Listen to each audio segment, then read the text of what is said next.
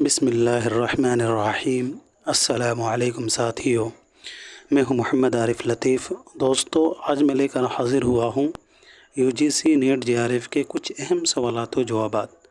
تو شروع کرنے سے پہلے اس ویڈیو کو لائک کر لیں، اور جنہوں نے ابھی تک اس چینل کو سبسکرائب نہیں کیا ہے وہ ضرور اس چینل کو سبسکرائب کر لیں۔ تو آج کا کلاس شروع کرتے ہیں اقتباس سے۔ آج کا پہلا سوال ہے، سوالات کے جواب ذیل میں دیے گئے اقتباس کی روشنی میں دیجیے۔ میں اقتباس پڑھ دیتا ہوں۔ اس سے انکار نہیں کیا جا سکتا کہ ادیب کے لیے تخلیق کا کرب ایک جاں غسل لذت کے باوجود روح فرسا ہوتا ہے۔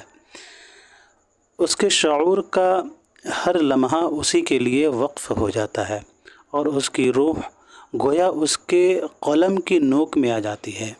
اگر وہ اپنی تسکین کے علاوہ ادیب کے ذمہ کسی قسم کا سماجی فرض بھی سمجھتا ہے تو اسے اپنی ہر تحریر کے اثر کو نظر میں رکھنا پڑتا ہے، اور وہ مستقبل کے اس نقاش سے بے نیاز نہیں ہو سکتا جو تصنیف کے فوری اثر پڑنے والوں کی راہوں اور تنقیدوں کی روشنی میں فیصلہ کرے گا۔ ایک لحاظ سے نقاد کا کام مصنف سے زیادہ مشکل ہوتا ہے، کیونکہ اس کی ذمہ داریوں اور تنقیدوں کے اس انبار کو دیکھتے ہوئے بہت زیادہ بڑھ جاتی ہے جو ہر تصنیف کے گرد جمع ہو جاتا ہے۔ ایک اچھا نقاد نہ تو انہیں نظر انداز کر سکتا ہے اور نہ انہی کی بنیاد پر فیصلہ کر سکتا ہے۔ اس لیے جب وہ اصول نقد معین کرنے کی کوشش کرے گا تو جہاں اس کے لیے ادب اور ادیب کو اچھی طرح جاننا اور سمجھنا ضروری ہوگا، وہیں ہر عہد میں ادب کے متعلق جو رائے پیش کی گئی ہیں ان کا سمجھنا بھی ضروری قرار پائے گا۔ اردو ادب کے اہم ناقد پر پروفیسر احتشام حسین کے مندرجہ بالا اقتباس کی روشنی میں بتائیے کہ ایک اچھا نقاد کیا نظر انداز نہیں کرتا؟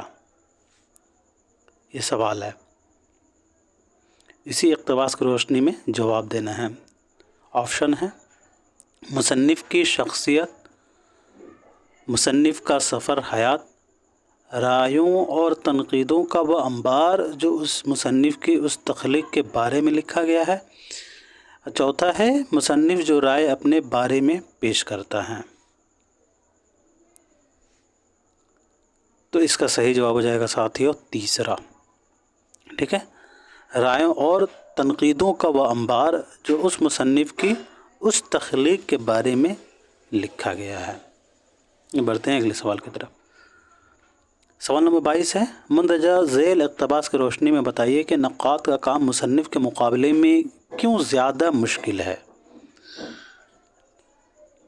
ناقد کو مصنف کو پڑھنا ہوتا ہے، رائیوں اور تنقیدوں کے اس انبار کے پیش نظر جو مصنف کے گرد جمع ہو جاتا ہے، یا تخلیق کار کے شعور کا تجزیہ کرتا ہے، یا پھر یہ سماج کی نمائندگی کرتا ہے؟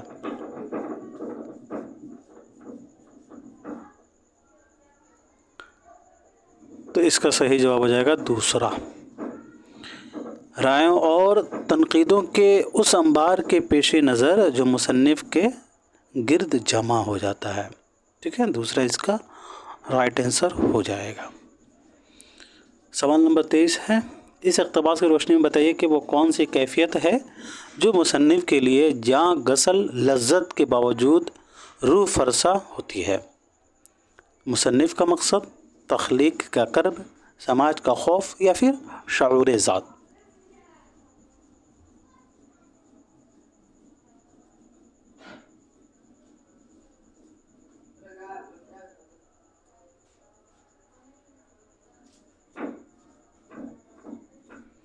تو اس کا صحیح جواب ہو جائے گا دوسرا، تخلیق کا کرب۔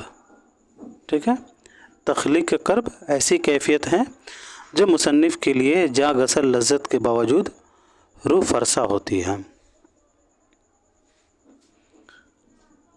اگلا سوال ہے، اس اقتباس کے پیش نظر ادب اور ادیب کو اچھی طرح جاننے اور سمجھنے کے علاوہ ناقد کے لیے کیا ضروری ہے؟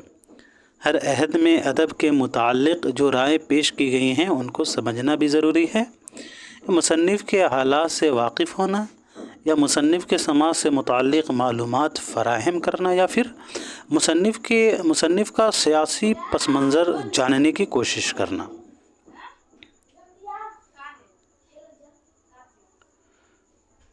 تو اس کا صحیح جواب ہو جائے گا پہلا، ٹھیک ہے۔ ہر عہد میں ادب کے متعلق جو رائیں پیش کی گئی ہیں ان کو سمجھنا بھی ضروری ہے۔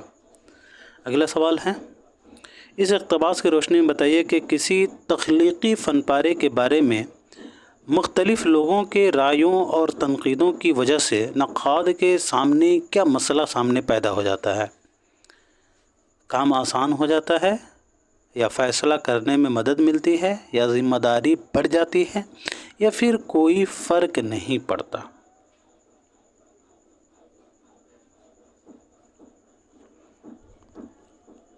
تو اس کا صحیح جواب ہو جائے گا تیسرا، ٹھیک ہے۔ کسی تخلیقی فن کے بارے میں مختلف لوگوں کی رائیوں اور تنقیدوں کی وجہ سے نقاد کے سامنے جو مسئلہ پیدا ہوتا ہے وہ ہے ذمہ داری کا بڑھ جانا، ٹھیک ہے۔ تیسرا اس کا رائٹ آنسر ہو جائے گا۔ بڑھتے ہیں اگلے سوال کی طرف۔ سوال نمبر 26 ہے، عجائب القصص کا مصنف کون ہے؟ ان میں سے عجائب القصص کا مصنف کون ہے؟ اور ساتھ ہی ساتھ بتائیں کہ عجائب القصص یہ کس صنف سے تعلق رکھتا ہے؟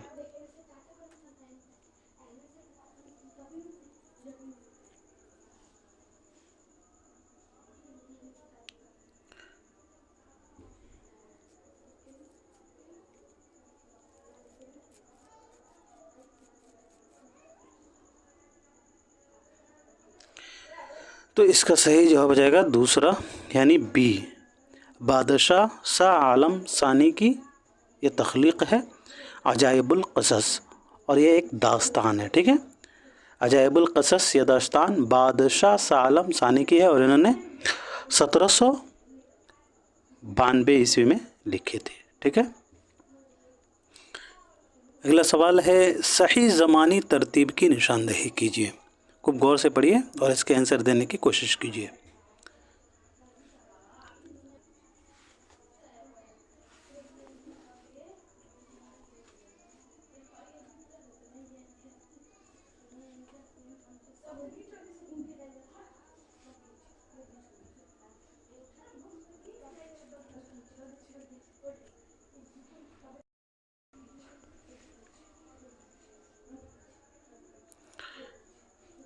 تو اس کا صحیح جواب ہو جائے گا تیسرا، یعنی سی اس کا رائٹ آنسر ہو جائے گا۔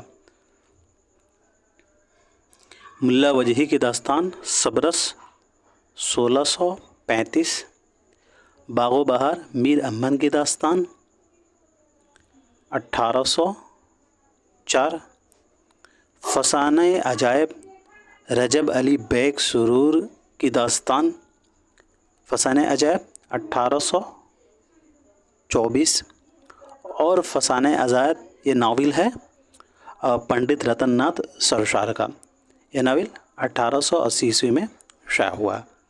تو اس اعتبار سے سی اس کا رائٹ آنسر ہو جائے گا۔ صبرس 1635، باغ و بہار 1804، فسانہ عجائب 1824 اور فسانہ عجائب 1824 اور فسانہ عجائب 1880، ٹھیک ہے۔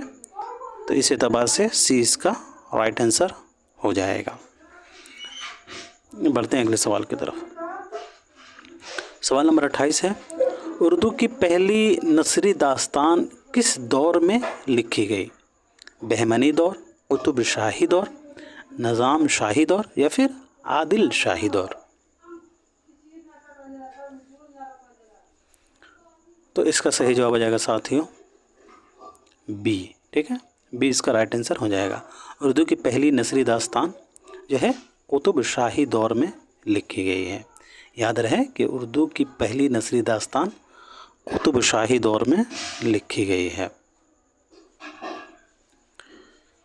اگلا سوال ہے، کربل کتھا کے بارے میں کون سا بیان درست ہے؟ اے میں ہے کربل کتھا روضۃ الشہداء کا مکمل ترجمہ ہے، بی میں ہے کربل کتھا طبع ذات تصنیف ہے، سی ہے روضۃ الشہداء کے خلاصے کا پابند ترجمہ ہے. ڈی ہے روضۃ الشہداء کے خلاصے کا آزاد ترجمہ ہے. اس کا رائٹ آنسر کیا ہوگا؟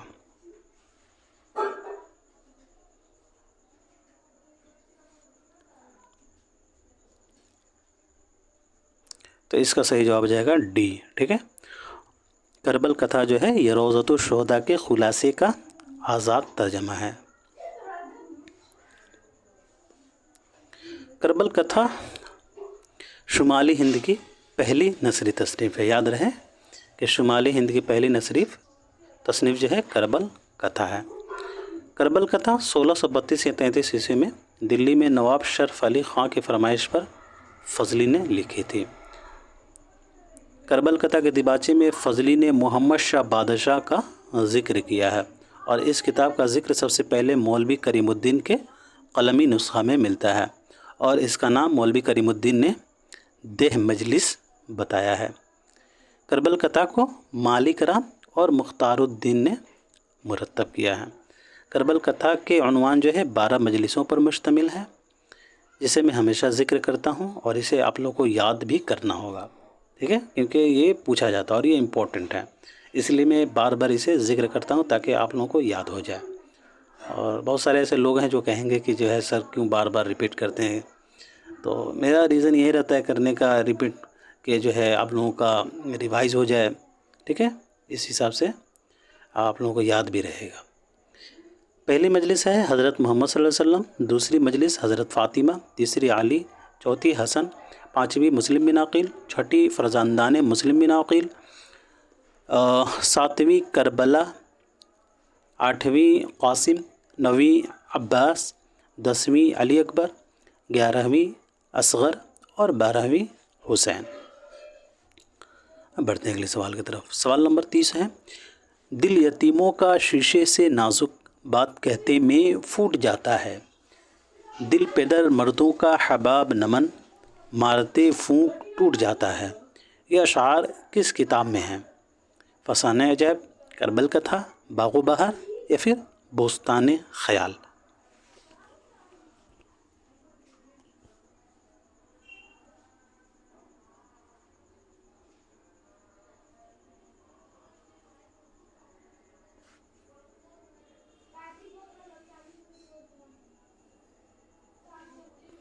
تو اس کا صحیح جواب ہو جائے گا بی، کربل کتھا 1732 یا 33، فسانہ عجائب 1824، باغ و بہار 1804 اور بوستان خیال 1757 یا 58.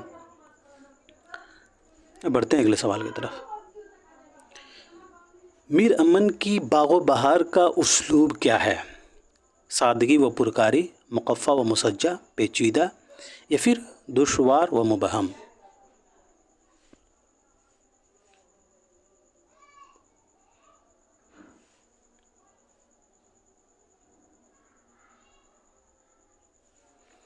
تو اس کا صحیح جواب ہو جائے گا بی، مقفع و مسجع.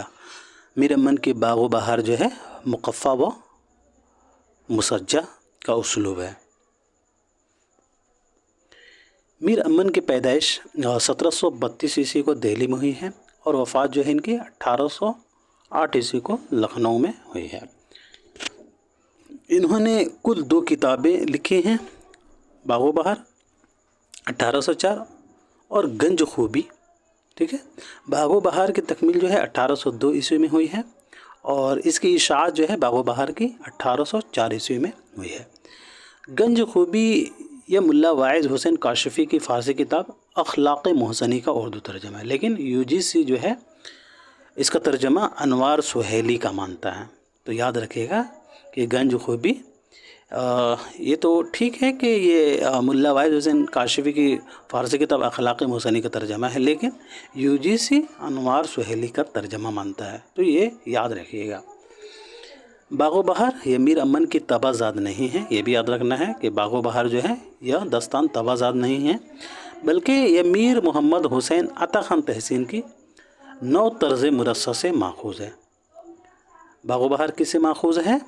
تو میر محمد حسین عطا خان تحسین کی تصنیف نو طرز مرصع سے ماخوذ ہے، اور یہ نو طرز مرصع جو ہے فارسی قصہ چہار درویش کا آزاد ترجمہ ہے، ٹھیک ہے۔ باغ و بہار میں دلی کی معاشرت پیش کی گئی ہے، تو آپ لوگ اسے بھی یاد رکھیے گا، یہ بھی امپورٹنٹ ہے، کہیں لکھنؤ ڈال دے گا تو اسے ضرور یاد رکھیے گا۔ باغ و بہار جو ہے دلی کی معاشرت پیش کی گئی ہے۔ لکھنؤ کی معاشرت جو ہے میرے خیال سے فسانِ عجائب میں پیش کی گئی ہے، لیکن باغ و بہار میں دلی کی معاشرت پیش کی گئی ہے۔ باغ و بہار کے تعلق سے سید عبداللہ کا قول ہے کہ باغ و بہار اردو نثر کی پہلی زندہ کتاب قرار پائی۔ یہ سید عبداللہ سائنٹیفک نقاد سے تعلق رکھتے ہیں، ان کا قول ہے باغ و بہار کے تعلق سے کہ باغ و بہار اردو نثر کی پہلی زندہ کتاب قرار پائی۔ اس اعتبار سے باغ و بہار کی بہت اہمیت بھی ہے۔ احتشام حسین کا بھی قول ہے باغ و بہار کے تعلق سے کہ میر امن کی باغ و بہار ان تصنیفات میں سے ہیں جو ایک بار پیدا ہو کر پھر نہیں مرتے۔ احتشام حسین کا یہ قول ہے کہ میر امن کی باغ و بہار ان تصنیفات میں سے ہیں جو ایک بار پیدا ہو کر پھر نہیں مرتے۔ ملک روم کا بادشاہ جو ہے آزاد بخت کا قصہ باغ و بہار میں آیا ہے۔ باغ و بہار کے اہم کردار خواجہ احمد، عیسیٰ حجام، سیدی بہار، یوسف سوداگر۔ یاد رہے کہ یہ پہلے درویش کے کردار ہیں۔ خواجہ احمد، عیسیٰ حجام، سیدی بہار اور یوسف سوداگر جو ہیں یہ پہلے درویش کے کردار ہیں۔ حاتم طائی، نوفل، بیدار بخت، بہرور، یہ سبھی جو ہیں دوسرے درویش کے کردار ہیں۔ خواجہ سگ پرست، بہرہ مند اور وزیر زادی، خواجہ سگ پرست، بہرہ مند اور وزیر زادی یا آزاد بخت بادشاہ کے کردار ہیں۔ بہزاد خان، ملکہ مہر نگار اور شہزادہ کامگر اور نعمان سیاح یہ باغ و بہار کے تیسرے درویش کے کردار ہیں۔ روشن اختر، حبشی مبارک، ملک صادق اور ملک شہپال یہ چوتھے درویش کے کردار ہیں۔ اب بڑھتے ہیں اگلے سوال کی طرف۔ سوال نمبر 32 ہے، تجریدی افسانہ کیا ہے؟ ان میں سے تجریدی افسانہ کیا ہے؟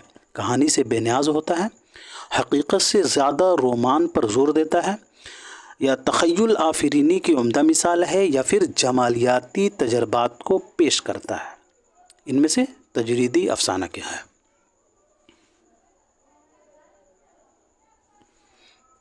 تو اس کا صحیح جواب ہو جائے گا اے، کہانی سے بے نیاز ہوتا ہے۔ تجریدی افسانہ جو ہے یا کہانی سے بے نیاز ہوتا ہے۔ اگلا سوال ہے، کس زمرے کا تعلق افسانے سے ہے؟ کو غور سے پڑھیے اور اس کے آنسر دینے کی کوشش کیجیے۔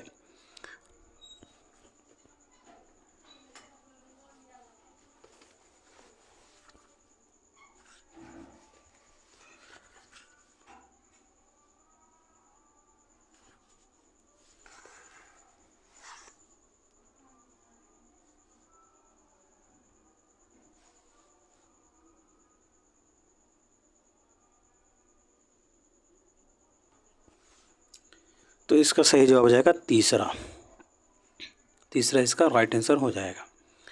یادوں کی بارات، جوش ملیحہ بادی کا خود نوشت ہے، امراؤ جان ادا یہ مرزا ہادی رسوا کا ناول ہے، اور آب حیات یہ محمد حسین آزاد کا تذکرہ ہے، تو اس اعتبار سے یہ غلط ہو جائے گا۔ دل گداز یہ عبدالحلیم شرر کا ناول ہے، ٹھیک ہے، اور میرے خیال سے یہ رسالہ ہے دل گداز، جسے عبدالحلیم شرر نے جاری کیا تھا، ٹھیک ہے، جی ٹھیک ہے۔ دل گداز یہ رسالہ ہے، اور اسی رسالہ میں عبدالحلیم شرر نے جو ہے اپنے تاریخی ناول لکھنے کی داغ بیل ڈالی تھی، ٹھیک ہے، اور ان کا عبدالحلیم شرر کا ناول جو ہے ملک العزیز ورجینہ 1888 عیسوی میں شائع ہوا تھا، ٹھیک ہے۔ خانہ جنگی یا عابد حسین کا ڈرامہ ہے، خانہ جنگی جو ہے یہ عابد حسین کا ڈرامہ نہیں ہے، یہ محمد مجیب کا ڈرامہ ہے، ٹھیک ہے، خانہ جنگی محمد مجیب کا ڈرامہ ہے، تو اس اعتبار سے بھی غلط ہو جائے گا۔ انارکلی یہ سید امتیاز علی تاج کا ڈرامہ ہے۔ مسرت سے بصیرت تک یہ آل احمد سرور کا تنقیدی کتاب ہے، ٹھیک ہے، تو اس اعتبار سے ڈی بھی غلط ہو جائے گا۔ دو ہاتھ، واردات، سیاہ حاشیے اور کوکھ جلی یہ سبھی افسانے ہیں۔ دو ہاتھ بیدی کا افسانہ ہے، واردات मुंशी प्रेमचंद का है। कोख जली, ये भी राजेंद्र सिंह बेदी का है। सियाह हाशिए, सआदत हसन मंटो का अफसाना है। ठीक है, तो इसी एतबार से सी इसका राइट आंसर हो जाएगा। अब बढ़ते हैं अगले सवाल की तरफ। अगला सवाल है, सही ज़ुमरे की निशानदेही कीजिए। खूब गौर से पढ़िए और इसका आंसर देने की कोशिश कीजिए।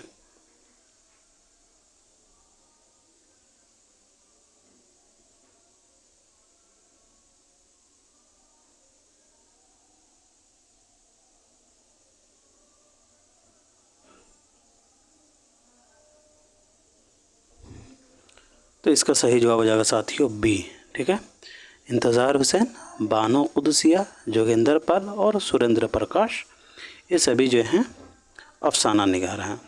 पतरस बुखारी इंशाई निगार हैं। एहतशाम हुसैन नाक़िद हैं, तो इस एतबार से ए गलत हो जाएगा। सआदत हसन मंटो ये अफसाना निगार हैं। इम्तियाज़ अली ताज ड्रामा निगार हैं, तो इस एतबार से सी भी गलत हो जाएगा। कुर्रतुल ऐन हैदर नावल निगार हैं और आल अहमद सुरूर नाक़िद हैं, तो इस एतबार से डी भी गलत हो जाएगा। तो बी इसका राइट आंसर हो जाएगा।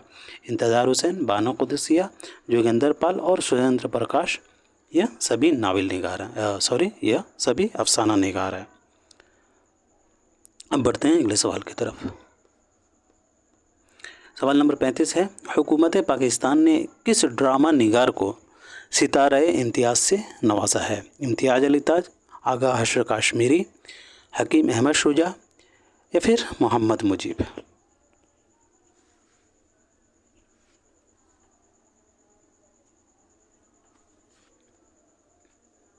तो इसका सही जवाब होगा ए। ठीक है, इम्तियाज़ अली ताज। हुकूमत पाकिस्तान ने इम्तियाज़ अली ताज को जो है सितारे इम्तियाज़ से नवाजा है। बढ़ते हैं अगले सवाल की तरफ। अगला सवाल है, अनानियत पसंद अदब के नमूने उर्दू के किस नस्र निगार के यहाँ मिलते हैं? सर सैयद, अबुल कलाम आज़ाद, शिबली नुअमानी या मौलाना अल्ताफ़ हुसैन हाली?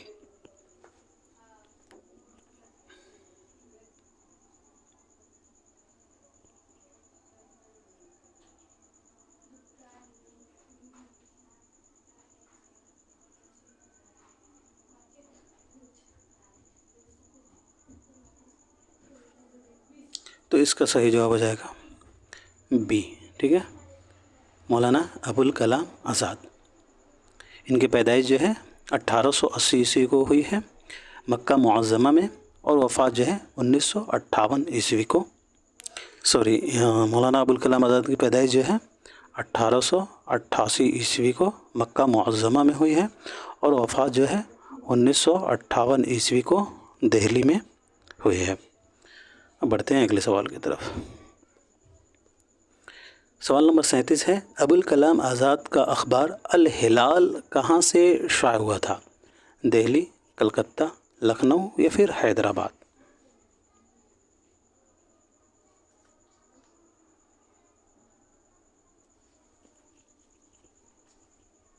तो इसका सही जवाब होगा दोस्तों कलकत्ता। ठीक है, मौलाना अबुल कलाम आज़ाद का अखबार जो है अल हिलाल, ये कलकत्ता से शाया हुआ था। अगला सवाल है,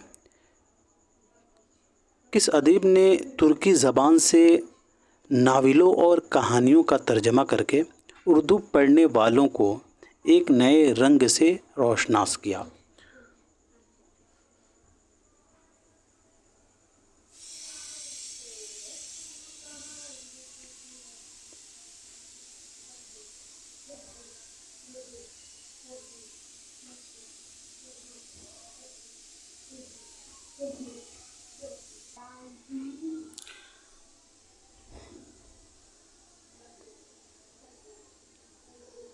तो इसका सही जवाब हो जाएगा दोस्तों सी। ठीक है, सज्जाद हैदर यल्दरम।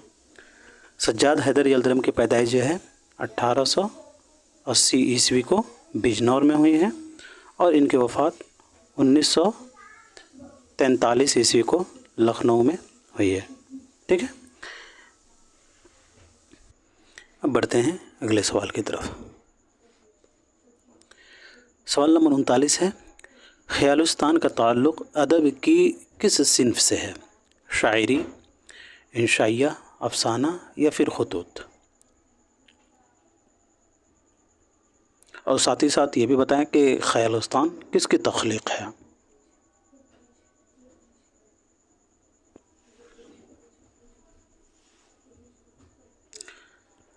تو اس کا صحیح جواب ہو جائے گا دوستو افسانہ. ٹھیک ہے، خیالستان کا تعلق جو ہے افسانہ سے ہے، اور اس میں جو ہے ٹوٹل جو ہے 17 افسانے شامل ہیں. ٹھیک ہے، اور یہ افسانہ جو ہے خیالستان 1911 عیسوی میں شائع ہوئی ہے. بڑھتے ہیں اگلے سوال کی طرف. آج کا آخری سوال ہے ساتھیوں. پروفیسر آزاد انشا پرداز ہیں، انہیں کسی سہارے کی ضرورت نہیں ہے. یہ قول کس کا ہے؟ مہدی افادی، حیدر بخش حیدری، گیان چندن یا پھر شوکت سبزواری؟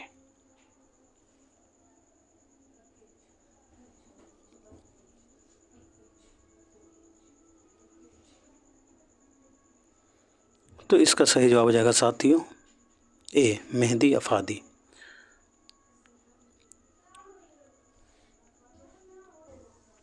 پروفیسر مولانا محمد حسین آزاد انشا پرداز ہیں، انہیں کسی سہارے کی ضرورت نہیں ہے، مہدی افادی نے یہ کہا تھا. محمد حسین آزاد کے تعلق سے کچھ ادیب کا قول ہے، جیسے کلیم الدین احمد کا قول ہے کہ محمد حسین آزاد کی تنقید کا سب سے بڑا عیب جو ہے ان کی انشا پردازی کو انہوں نے بتایا. ٹھیک ہے، کلیم الدین احمد نے محمد حسین آزاد کی تنقید کا سب سے بڑا عیب جو ہے ان کی انشا پردازی کو بتایا ہے. بقول احسن فاروقی، محمد حسین آزاد نے اردو تنقید نگاری کی بنیاد رکھی مگر ٹیڑھی. پھر بھی یہ کیا کم ہے کہ انہوں نے بنیاد رکھی. تو یہ قول جو ہے ڈاکٹر احسن فاروقی کا ہے. شبلی نعمانی کا قول ہے آزاد کے تعلق سے کہ آزاد گپ بھی ہانک دے تو وہی معلوم ہوتی ہے. بقول شبلی آزاد گپ بھی ہانک دے تو وہی معلوم ہوتی ہے. بقول رام بابو سکسینہ، محمد حسین آزاد نثر میں شاعری کرتے ہیں اور شاعری کرتے ہوئے نثر لکھتے ہیں. رام بابو سکسینہ کا قول ہے کہ محمد حسین آزاد نثر میں شاعری کرتے ہیں اور شاعری کرتے ہوئے نثر لکھتے ہیں. کلیم الدین احمد نے یہ بات کہی ہے کہ محمد حسین آزاد کے دماغ تک انگریزی لالٹینوں کی روشنی نہ پہنچنے کی جو بات ہے یہ کلیم الدین احمد نے ہی کہی ہے کہ محمد حسین آزاد کے دماغ تک انگریزی لالٹینوں کی روشنی نہ پہنچنے کی بات کس نے کہی ہے؟ تو کلیم الدین احمد نے. بقول کلیم الدین احمد آزاد میں تنقید کا مادہ بالکل نہیں تھا. یہ قول جو ہے کلیم الدین احمد کا ہے کہ آزاد میں تنقید کا مادہ بالکل نہیں تھا. رام بابو سکسینہ نے لکھا ہے آزاد کے تعلق سے کہ آزاد کی عبارت میں بھاشا کی سادگی اور بے تکلفی، انگریزی کی صاف گوئی اور فارسی کی حسن کاری سب یکجان ہو گئے ہیں. ٹھیک ہے، رام بابو سکسینہ نے لکھا ہے کہ آزاد کی عبارت میں بھاشا کی سادگی اور بے تکلفی، انگریزی کی صاف گوئی اور فارسی کی حسن کاری سب یکجان ہو گئی ہیں. تو دوستوں آج کے لیے اتنا ہی رکھتے ہیں، پھر ملتے ہیں اگلی کلاس میں. تب تک کے لیے خدا حافظ.